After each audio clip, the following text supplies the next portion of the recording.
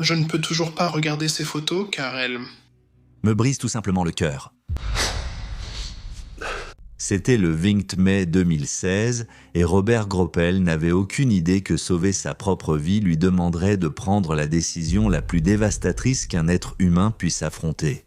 À 8500 mètres d'altitude, Robert regardait sa femme Maria sombrer dans l'inconscience dans ses bras.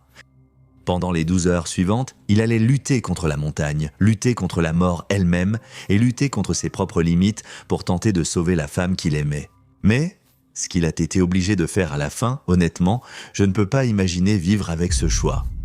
De couples devenant des points de repère, figés dans la glace à un mari forcé de prendre des décisions déchirantes. Aujourd'hui, je vais évoquer 3 couples dont le rêve d'Everest a tourné au drame. Et notre dernière histoire aujourd'hui est tellement dévastatrice qu'elle fait presque passer les autres histoires pour Clémente en comparaison. Ressentez-vous une certaine responsabilité ? Bien sûr, mais pourquoi ? Parce que je suis un mari. C'est mon devoir de protéger ma femme et de la ramener à la maison. Donc, il est naturel pour moi de me blâmer. Personne ne te blâme. Bienvenue dans l'extrême. Laissez-moi commencer par l'histoire qui vous hantera longtemps après la fin de cette vidéo. C'était le 22 mai 1998. Et Frances Arsantiev était sur le point d'accomplir quelque chose qui la rendrait célèbre pour toujours. Mais pas de la manière qu'elle avait espéré. Frances n'était pas une alpiniste de l'Everest comme les autres. C'était une comptable de 40 ans originaire du Colorado qui avait développé une obsession qui a complètement envahi sa vie. Devenir la première femme américaine à atteindre le sommet du mont Everest sans utiliser d'oxygène en bouteille. Je vais vous expliquer ce que cela signifie. Au sommet de l'Everest, il n'y a qu'un tiers de l'oxygène dont votre corps a besoin pour survivre. La plupart des gens meurent lorsqu'ils essaient de grimper sans oxygène supplémentaire. Seules environ 200 personnes y sont parvenues avec succès parmi les milliers qui ont essayé. Mais Frances et son mari Sergueï étaient des puristes, des grimpeurs qui estimaient que l'usage d'oxygène en bouteille revenait à tricher avec la montagne. L'Everest n'était pas sa première expérience. Avant 1998, elle s'était déjà illustrée sur des montagnes parmi les plus difficiles, mais sa pratique de la haute altitude concernait surtout les sommets d'Alaska et de Russie. En 1992, lors de l'ascension du mont Denali, la plus haute montagne d'Amérique du Nord, Frances a rencontré Sergueï Arsantiev. Ils faisaient des expéditions distinctes, mais leur rencontre sur les pentes du Denali a créé un partenariat qui les mènerait sur des sommets du monde entier. Tous deux allaient gravir ensemble le Denali ainsi que le mont Elbrus en Russie. Mais malgré ses ambitions, Frances n'était pas une vétérane des géants de l'Himalaya. En fait, il n'existe aucune trace qu'elle ait tenté d'autres grands sommets himalayens avant l'Everest. Sa seule véritable expérience de ces montagnes remonte à l'année précédente, en 1997, lorsqu'elle a accompagné Sergueï jusqu'au camp de base de l'Everest. Elle a atteint le camp de base, avancé, sans tenter sérieusement le sommet. Cette ascension était celle de Sergueï. Francis était là en soutien, s'imprégnant de la montagne, peut-être en se préparant à ce qui allait arriver. En 1998, Francis est retourné à l'Everest, déterminé à marquer l'histoire. Le plan était d'atteindre le sommet par la difficile voie de l'arête nord depuis le Tibet avec une équipe internationale d'alpinistes, dont son mari Sergueï. Il prévoyait de partir à la mi-mai, mais c'est là que l'histoire devient étrange. La veille du départ de Francis pour l'Everest, son fils de 11 ans Paul s'est réveillé en hurlant à cause d'un cauchemar. Dans son rêve, il avait vu 2 personnes piégées sur une montagne incapables d'échapper à la neige qui semblait les attaquer. Quand il a appelé sa mère, la suppliant de ne pas partir, Francis a dit quelque chose d'étrange. « Je dois le faire », comme si elle était poussée par quelque chose qui dépassait son contrôle. Petite parenthèse dans ce chaos. Si tu veux plus d'histoires brutes et non censurées, qu'on ne peut pas montrer ici, rejoins Extreme sur Patreon. On se retrouve sur le vrai Extreme Edge. Le 15 mai, leur équipe internationale est partie et au début, tout s'est déroulé comme prévu. Ils ont rapidement progressé à travers les camps qui jalonnent chaque ascension de l'Everest, du camp de base au camp avancé, puis vers les camps supérieurs à 6400 et 8200 mètres. Au fur et à mesure de leur ascension, Sergueï et Francis se sont acclimatés avec soin, se préparant à ce qu'ils pensaient être l'accomplissement d'une vie. Le 20 mai, ils étaient prêts à tenter le sommet. Et c'est là que les choses commencent à devenir vraiment sinistres. Lors de leur première tentative, ils ont dû rebrousser chemin à cause de vents violents surgissant de nulle part.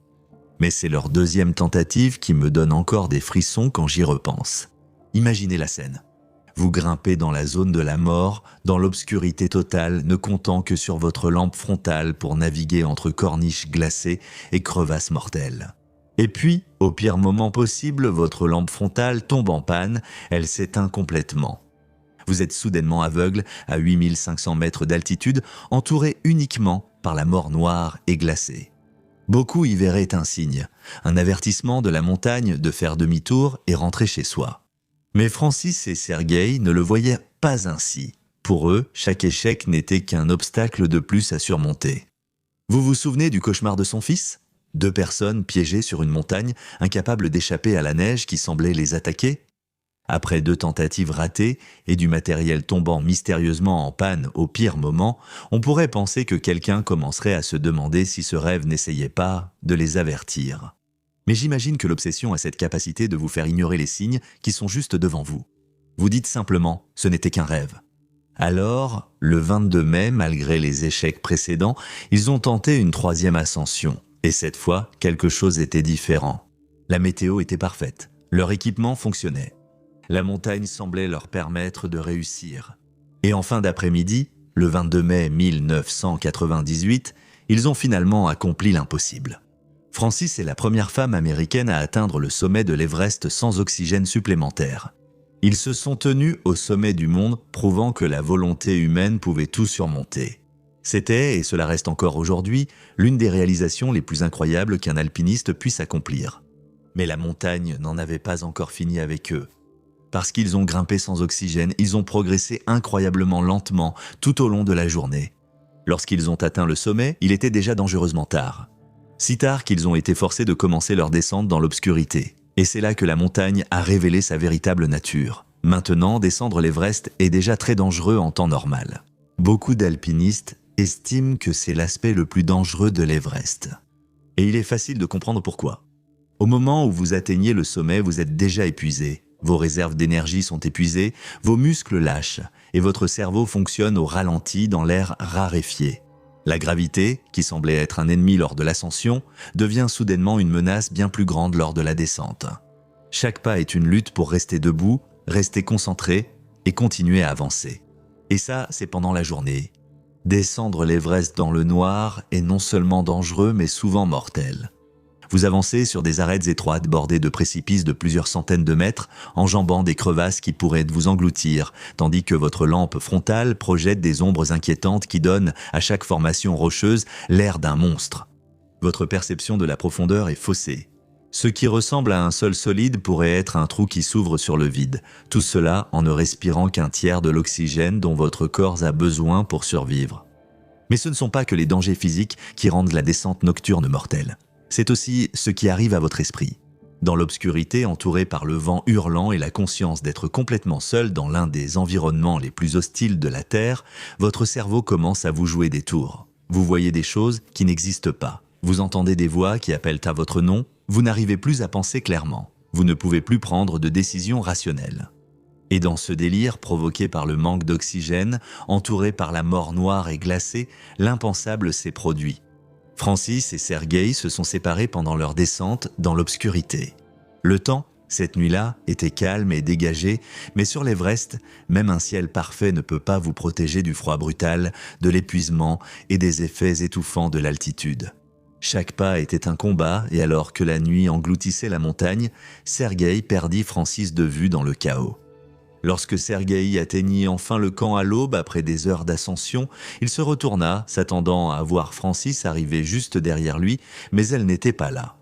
Je ne peux qu'imaginer la terreur qu'il a dû ressentir à cet instant, réalisant que la femme qu'il aimait était quelque part, seule, en haut de cette montagne, sans oxygène, probablement en train de mourir. La plupart des gens seraient restés au camp, auraient accepté cette réalité tragique et se seraient concentrés sur leur propre survie. Mais Sergueï ne pouvait pas vivre avec ce choix. Alors, malgré l'épuisement, malgré le fait qu'il savait à quel point c'était dangereux, il a fait quelque chose qui a scellé leur destin à tous les deux. Il a pris une bouteille d'oxygène et des médicaments, puis il est remonté dans la zone de la mort pour retrouver la femme qu'il aimait. Pendant ce temps, ce même matin du 23 mai, une équipe ouzbèque qui montait vers le sommet a trouvé Francis dans un état terrible. Elle était à peine consciente, montrant des signes de grave manque d'oxygène et de gelure. Son cerveau enflait à cause du manque d'oxygène. Francis avait passé la nuit seule dans la zone de la mort car elle ne pouvait pas suivre Sergueï lors de la descente. Sans oxygène en bouteille, elle avançait plus lentement et son organisme a commencé à lâcher à cause de l'épuisement et du manque d'air. Contrairement à Sergueï, qui avait des années d'expérience en haute altitude et pouvait supporter la souffrance, Francis était plus faible et moins préparée à ces conditions brutales. En conséquence, elle a pris beaucoup de retard, incapable d'aller plus loin, et maintenant, elle mourait lentement, cellule par cellule. Choqués par la scène, les alpinistes ouzbeks ont immédiatement essayé de l'aider, lui donnant le peu d'oxygène en bouteille qu'ils pouvaient épargner, essayant de la déplacer physiquement. Ils se sont vite rendus compte que dans leur propre état d'épuisement, s'ils essayèrent de la porter ou de rester avec elle plus longtemps, ils risquaient eux-mêmes de mourir. Ainsi, confrontés à leur propre survie, ils ont pris une décision déchirante. Ils l'ont attachée à la corde de sécurité longeant l'itinéraire pour éviter qu'elle ne glisse de la montagne, promettant d'essayer de l'aider à leur retour. Lorsqu'ils sont revenus des heures plus tard, Francis était toujours là, encore en vie, mais son état se détériorait rapidement. À ce moment-là, elle avait passé plus de 12 heures exposée dans la zone de la mort et les alpinistes eux-mêmes étaient désormais complètement épuisés. Ils n'avaient plus la force physique pour l'aider davantage. Ils devaient se sauver eux-mêmes pour survivre. Ils l'ont de nouveau laissée, cette fois pour de bon. Alors que les alpinistes ouzbeks descendèrent du sommet, ils se dirigeaient vers le camp 6, le camp le plus élevé de ce côté de l'Everest. Fatigués, ils se concentrèrent sur leur retour en sécurité. En redescendant, bien au-dessus du camp 6 et profondément dans la zone de la mort, ils ont vu Sergueï Arsenteyev grimper seul. Il portait une bouteille d'oxygène et des médicaments. Même s'il était épuisé, Sergueï remontait pour retrouver sa femme Francis, poussé par un amour si puissant qu'il l'aveuglait face à la réalité de ce qu'il tentait. C'était la dernière fois que Sergueï Arsenteyev a été vu vivant. Le déroulement des dernières heures de Sergueï demeure l'un des mystères les plus troublants de l'Everest. A-t-il retrouvé Francis? A-t-il passé ses derniers instants à essayer de la sauver? Est-il mort dans l'obscurité, ignorant son destin? La montagne a gardé ses secrets. Le lendemain matin, le 24 mai, l'alpiniste britannique Ian Woodall et la sud-africaine Cathy O'Dowd ont trouvé Francis exactement au même endroit où elle avait été laissée. À ce moment-là, elle avait passé plus de 30 heures dans la zone de la mort. Elle était encore en vie, mais à peine. Quand Cathy a regardé Francis dans les yeux, elle a vu quelque chose qui l'a entré pour toujours. Sa peau était d'un blanc laiteux et totalement lisse. C'était un signe d'engelure grave et cela lui donnait l'apparence d'une poupée de porcelaine. Ses yeux me fixaient avec des pupilles floues, d'immenses vides sombres. « Ne me laisse pas », murmura-t-elle à nouveau. La vue de ses longs cheveux noirs me donnait la nausée. Elle me ressemblait pendant une seconde sidérante. J'ai eu l'impression d'entrevoir un futur possible pour moi-même. Et puis Frances a chuchoté les mots qui allaient devenir son dernier message au monde. « Ne me laisse pas. Ne me laisse pas seule, s'il te plaît. » Ce furent les derniers mots prononcés par Francis Arsenteyev. Woodall et O'Dowd ont essayé désespérément de la sauver, mais il était trop tard. Elle est morte au moment où ils l'ont trouvée, allongée sur le côté et encore attachée à la corde de sécurité. La femme qui avait accompli l'impossible était devenue une autre victime de la cruelle logique de la montagne. Voici ce qui rend l'histoire de Francis et Sergueï si troublante. Francis est morte sans savoir que son mari avait déjà sacrifié sa vie en essayant de sauver la sienne. Le corps de Sergueï a été retrouvé l'année suivante par Jake Norton, un membre de l'expédition Mallory et Irvine de 1999. Durant 9 ans, le corps de Frances est resté visible sur la principale voie d'ascension. Elle était assise là, paisiblement dans la neige, toujours attachée à la corde, les yeux ouverts, les cheveux flottant au vent. Les alpinistes la surnommaient « la belle au bois dormant » car elle semblait juste se reposer. Des milliers de personnes ont défilé devant son corps en gravissant le sommet, faisant d'elle un point de repère. « Tournez à gauche au niveau de la belle au bois dormant », disait-il. La femme qui voulait prouver que les Américains pouvaient conquérir l'Everest sans oxygène était devenue une attraction touristique pour les autres alpinistes. Finalement, en 2007, l'alpiniste britannique Ian Woodall, hanté par sa rencontre avec elle, a mené une expédition pour offrir à Francis des funérailles plus dignes. Ils ont enveloppé son corps dans un drapeau américain et l'ont déplacé à un endroit où elle ne serait plus visible des alpinistes. C'était un petit acte de compassion, mais cela ne pouvait pas effacer la tragédie. Ce qui me trouble le plus dans l'histoire de Francis et Sergueï, c'est que cette histoire montre que l'amour lui-même peut devenir une condamnation à mort sur l'Everest. Si Sergueï avait accepté la perte de Francis et pensé à sa survie, il serait peut-être encore vivant, mais il ne supportait pas cette option et a choisi une autre voie qui lui a coûté la vie. Mais leur tragédie n'est pas unique. 19 ans plus tôt, un autre couple a appris que parfois l'expérience ne vaut rien lorsque la montagne décide de vous briser. Nous étions le 2 octobre 1979 et Hannelore Schmatz, âgée de 39 ans, s'apprêtait à prendre une décision qui allait devenir extrêmement tristement célèbre. Assise dans la neige, à 8500 mètres d'altitude, alors que l'obscurité tombait autour d'elle, cela semblait être le choix le plus raisonnable au monde. Hannelore n'était pas une amatrice dépassée par les événements. Elle et son mari Gérard étaient des alpinistes allemands chevronnés qui avaient passé des années à conquérir ensemble certains des sommets les plus dangereux du monde. Ils n'étaient pas des amateurs de sensations fortes ou des grimpeurs occasionnels, mais des alpinistes sérieux, conscients des risques, planifiant tout et respectant chaque protocole de sécurité. Gérard dirigeait lui-même cette expédition. À 50 ans, il était sur le point de devenir l'homme le plus âgé à atteindre le sommet de l'Everest à cette époque. Leur équipe comprenait 8 alpinistes expérimentés et 5 Sherpas. Parmi eux, Ray Gennett, un alpiniste légendaire qui avait déjà grimpé avec le couple Schmatz. Ray était le genre d'alpiniste que les autres alpinistes admiraient, quelqu'un qui avait survécu aux sommets brutaux de l'Alaska et qui était là pour en parler. Si quelqu'un devait réussir sur l'Everest, ça aurait dû être cette équipe. Ils avaient l'expérience, la préparation, le leadership. Cela devait être une expédition exemplaire. Pendant presque toute l'ascension, c'était exactement cela. L'équipe a suivi chaque protocole de sécurité, s'est correctement acclimatée à chaque camp et a progressé sur la montagne avec la précision d'une opération militaire. Et le 1er octobre, Gérard a atteint le sommet tandis que Hannelore a fait de même l'après-midi suivante. Le 2 octobre, ils ont atteint le sommet avec Ray Gennett et 2 Sherpas réalisant leur rêve après des mois de planification minutieuse. Se tenir au sommet du monde a dû être le plus grand moment de sa vie pour Hannelore. Elle avait tout fait correctement. Son équipe était expérimentée, préparée et maintenant enfin couronnée de succès. Mais voici ce qui est vraiment troublant dans ce qui va se passer ensuite. Cela montre que parfois, la montagne ne se soucie pas de tout cela. Alors que l'équipe de Hannelore commençait sa descente, l'épuisement commençait à se faire sentir de manière que même les alpinistes expérimentés ne reconnaissent pas toujours. À une altitude extrême, votre corps n'est pas seulement fatigué, il est littéralement en train de mourir. Votre cerveau est privé d'oxygène. Votre capacité à prendre des décisions est altérée de manière subtile et vous ne vous en rendez compte que lorsqu'il est déjà trop tard. À l'approche de l'obscurité, l'équipe a dû prendre une décision qui allait déterminer qui vivrait et qui mourrait. Les 2 guides Sherpas les suppliaient presque de continuer. Pour redescendre au camp, 4 avant la nuit, les guides comprenaient quelque chose que les alpinistes occidentaux ne saisissaient pas.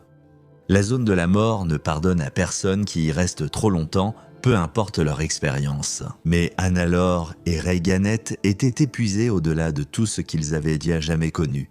Chaque pas donnait l'impression de courir un marathon. Leurs jambes tremblèrent de fatigue. Leur esprit était embrumé par le manque d'oxygène.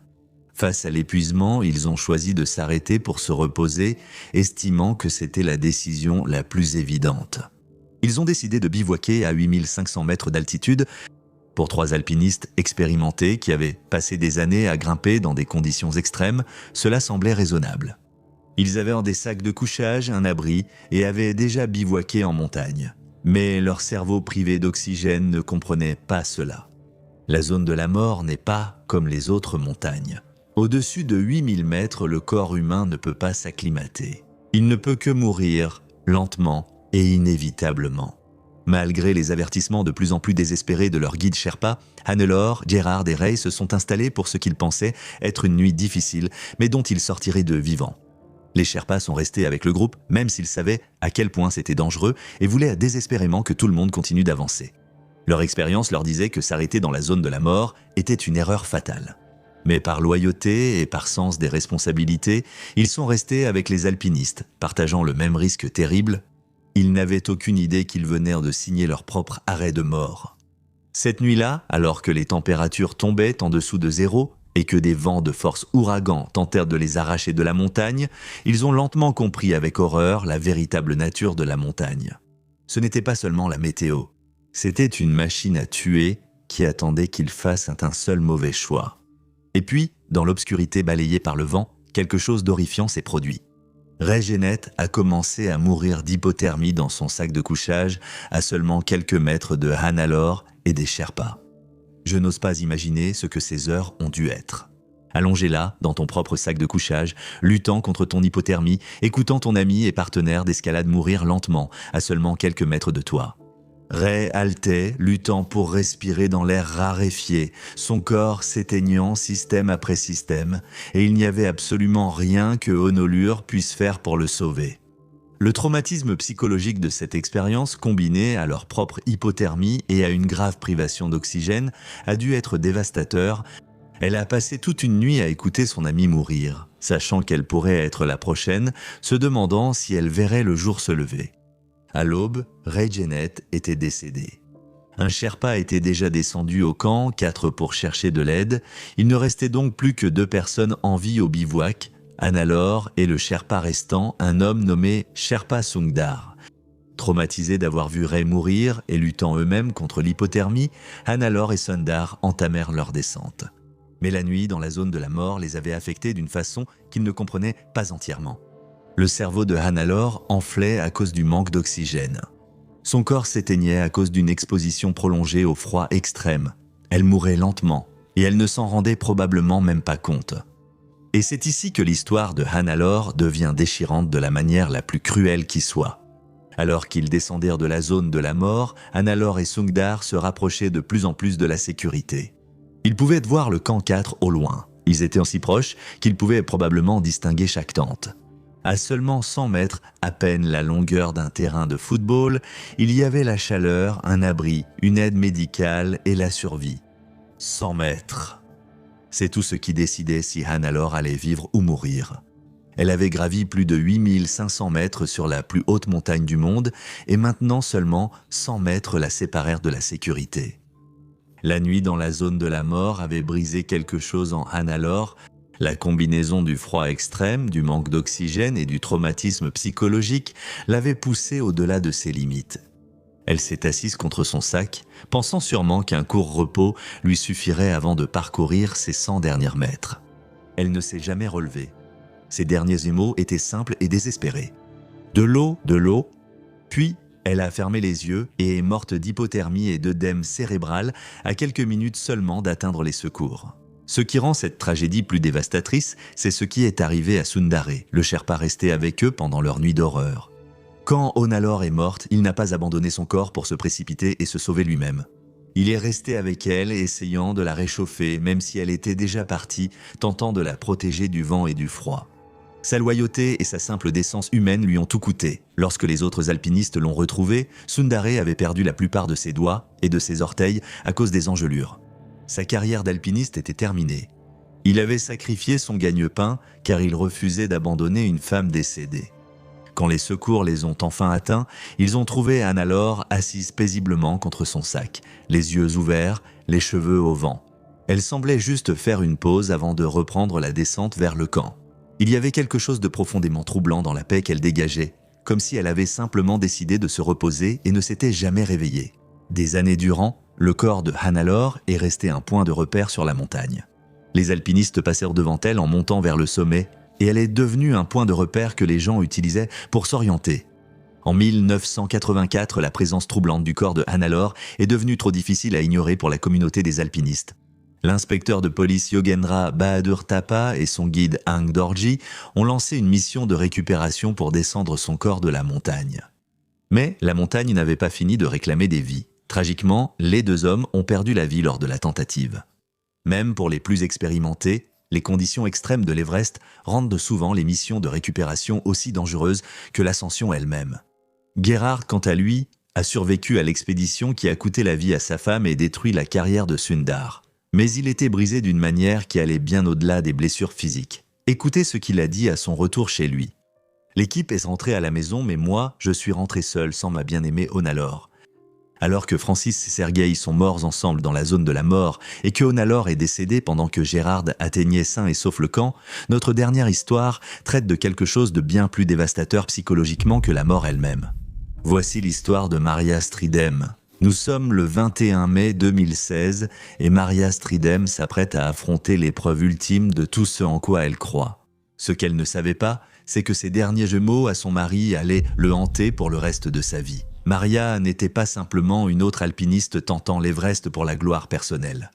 La professeure de finance de 34 ans, originaire de Melbourne, avait consacré des années à une mission qui avait consumé toute son existence. Elle était obsédée par l'idée de prouver que les gens avaient tort au sujet du véganisme et l'Everest allait être sa démonstration ultime. Il semble que les gens aient cette idée faussée selon laquelle les véganes seraient ces mal nourris et faibles, avait déclaré Maria lors d'interviews avant l'expédition. Nous voulons prouver que les véganes peuvent tout faire, et même plus. Elle et son mari, Robert Groppel, vétérinaire, avaient passé 8 ans à gravir des montagnes ensemble tout en maintenant un régime strict à base de plantes, précisément pour défier les critiques qui disaient que c'était impossible. Ce n'était ni un coup de com' sur les réseaux sociaux, ni une campagne publicitaire. Maria et Robert étaient des alpinistes sérieux qui avaient conquis le Denali, l'Aconcagua, le Kilimandjaro et d'autres sommets majeurs ensemble. Ils tentaient les 7 sommets, les plus hauts sommets de chaque continent, tout en maintenant leur mode de vie vegan.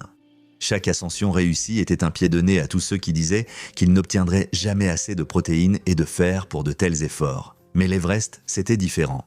L'Everest était l'épreuve ultime qui allait soit valider tout ce en quoi ils croyaient, soit les détruire en essayant. Pendant plus d'1 mois au camp de base, tout s'était déroulé parfaitement. Les GPS de leur téléphone envoyaient régulièrement des signaux à leurs familles en Australie, montrant leur avancée sur la montagne. La mère de Maria suivait ses traces numériques de façon obsessionnelle, chaque signal prouvant que sa fille était toujours en vie et avançait vers son rêve. Le 20 mai 2016, Maria et Robert avaient atteint le camp 4 à environ 900 mètres sous le sommet. Le GPS envoyait toujours des signaux régulièrement. Leur famille les observait, à l'autre bout du monde, retenant leur souffle. Tout semblait parfait pour leur ultime tentative vers le sommet, mais quelque chose allait terriblement mal dans leur corps, qu'ils ne comprenaient pas encore totalement. À 8000 mètres d'altitude, il n'y a qu'un tiers de l'oxygène dont votre corps a besoin pour survivre. Votre cerveau commence à enfler, vos organes commencent à s'arrêter. Votre corps est littéralement en train de mourir cellule par cellule, et il n'y a rien que vous puissiez faire pour l'arrêter. Malgré leur malaise, le matin du 21 mai, ils ont poursuivi vers le sommet. Ils étaient allés trop loin pour renoncer. C'était le moment de prouver que les végétaliens pouvaient conquérir la plus haute montagne du monde. Mais à mesure qu'ils montaient de plus haut dans la zone de la mort, l'état de Maria se détériorait d'une manière qui aurait dû les terrifier. Elle présentait les symptômes classiques d'un œdème cérébral. Son cerveau enflait à cause du manque d'oxygène, ses mouvements devenaient lents, ses idées devenaient confuses. Le plus dangereux, c'est qu'elle ignorait sûrement à quel point la situation empirait. À seulement 15 minutes du sommet de l'Everest, à 15 minutes d'accomplir tout ce pour quoi il s'était entraîné, avait tant sacrifié et rêvé pendant des années, Maria a pris une décision qui allait sauver son mari et lui coûter la vie.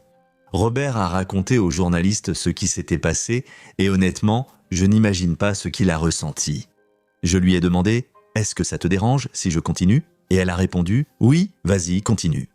Je t'attendrai ici. » J'ai demandé si je pouvais continuer. Elle a répondu « Oui, vas-y, je t'attends ici. » Avant de lui reprocher son imprudence, considère un instant la situation de son point de vue.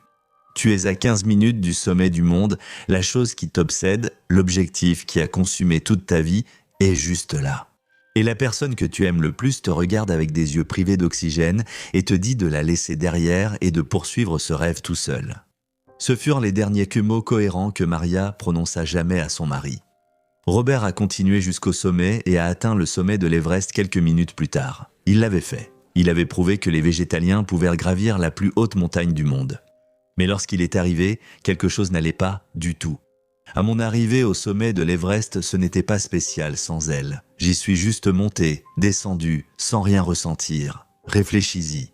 Le sommet, l'objectif qui avait consumé toute leur vie pendant des années, était complètement dénué de sens sans Maria pour le partager. Robert avait tout accompli, mais cela ne signifiait rien car la personne pour qui il l'avait fait n'était pas là pour célébrer. Robert revint en courant vers sa femme, mais ce qu'il trouva fut un véritable cauchemar. Maria était confuse, à peine consciente, son cerveau enflant rapidement à cause d'un œdème cérébral. La femme qui, quelques heures plus tôt, prenait des décisions rationnelles et tenait des conversations cohérentes, luttait maintenant pour sa vie de la manière la plus impuissante qui soit. Ce qui s'est passé ensuite, ce furent 30 heures de torture psychologique qui allaient briser l'esprit de Robert au point que, je pense, la plupart des gens n'y survivraient pas. Robert et plusieurs Sherpas ont tenté de porter Maria en bas de la montagne, mais transporter quelqu'un à cette altitude est presque impossible. Votre propre corps s'éteint à cause du manque d'oxygène. Chaque pas donne l'impression de se noyer. Chaque respiration est une lutte. Pour une personne en bonne santé, imaginez ce que cela représentait pour Maria, dont l'état empirait d'heure en heure. Ils partageaient leur oxygène précieux. Ils se sont retrouvés à court d'oxygène en même temps. Parfois, le groupe était séparé dans le chaos et l'obscurité de la zone de la mort. Robert se retrouvait à tituber seul à travers l'endroit le plus dangereux de la planète, en proie à des hallucinations à cause du mal d'altitude, avant de retrouver les Sherpas qui transportaient sa femme mourante. Robert s'est effondré et est resté immobile dans la neige, pensant être resté 15 minutes alors qu'il y est peut-être resté près de 4 heures. Son cerveau était tellement privé d'oxygène que le temps n'avait plus de sens. La réalité devenait floue. Il subissait le même œdème cérébral qui était en train de tuer sa femme, mais d'une manière ou d'une autre, son corps a tenu bon. Peux-tu imaginer ces heures ? Ta femme mourait dans tes bras, mais ton cerveau, privé d'oxygène, ne pouvait pas penser clairement pour l'aider. Tu hallucines à cause du mal des montagnes tout en prenant des décisions vitales. Chaque choix peut la sauver ou vous condamner. Pendant tout ce temps, Maria s'éteignait peu à peu. Le gonflement de son cerveau écrasait sa conscience petit à petit. La femme qui voulait prouver que les véganes pouvaient tout faire était en train de mourir de la manière la plus impuissante et dégradante qui soit, transportée comme une marchandise à travers un désert glacé. Pendant 30 heures, Robert a refusé d'abandonner. Il a persisté à tenter de la ranimer, convaincu que son amour et sa volonté pouvaient vaincre la condamnation à mort imposée par la montagne. Il lui a fait plusieurs injections pour tenter de maintenir Maria en vie, sans succès. Son cerveau s'arrêtait à cause de l'enflure et rien ne pouvait l'arrêter. Le soir du 21 mai, après avoir passé plus de 30 heures dans la zone de la mort, Maria Stridem est morte dans les bras de son mari. La cause du décès était un œdème cérébral d'altitude. Son cerveau avait tellement enflé à cause du manque d'oxygène qu'il a simplement cessé de fonctionner. Robert a été évacué à Katmandou par hélicoptère, souffrant du même œdème cérébral qui a tué sa femme. Physiquement, il allait se remettre du mal des montagnes et des engelures, mais mentalement et émotionnellement, il était complètement détruit. Robert a passé des semaines à se battre pour récupérer le corps de Maria, refusant de quitter le Népal sans elle. Il était déterminé à ramener chez lui la femme qui lui avait dit de continuer pour réaliser leur rêve commun, même lorsqu'elle savait qu'elle était en train de mourir. La mission de récupération a coûté des dizaines de milliers de dollars que la famille peinait à payer, mais Robert refusait de l'abandonner à nouveau. Ce qui me trouble chez Robert, c'est la torture psychologique qu'il doit endurer toute sa vie. Il a réalisé tous leurs objectifs, atteindre le sommet de l'Everest et prouver que les végétaliens pouvaient s'égravir la plus haute montagne du monde. Il a gagné. Et cela ne signifiait rien, car la personne pour qui et avec qui il l'avait fait n'était plus là. Voici ce qui me dérange le plus à propos de ces 3 couples. Ce n'est pas que des gens meurent sur l'Everest. Cela arrive chaque année. C'est la façon dont leur amour l'un pour l'autre est devenu la chose même qui les a tués. Chaque couple a été confronté à la même question fondamentale qui hante chaque relation dans des situations extrêmes. Lorsque la survie entre en conflit avec l'amour, que choisissez-vous ? Sergueï a choisi l'amour et est mort en tentant de sauver Francis. Gerhard a continué à descendre la montagne sans le savoir et a survécu, mais il a perdu sa femme. Robert a atteint le sommet, mais a perdu Maria. Peu importe leur choix, tous ont ressenti la même douleur et la même culpabilité. Ces tragédies me troublent profondément. Selon toi, pourquoi des gens risquent-ils tout, même leur relation, pour une montagne indifférente à leur sort ? Les couples doivent-ils relever ensemble de tels défis extrêmes malgré des conséquences potentiellement dévastatrices ? Donnez votre avis en commentaire. Merci d'avoir regardé, à la prochaine vidéo. Restez audacieux et vivez avec courage.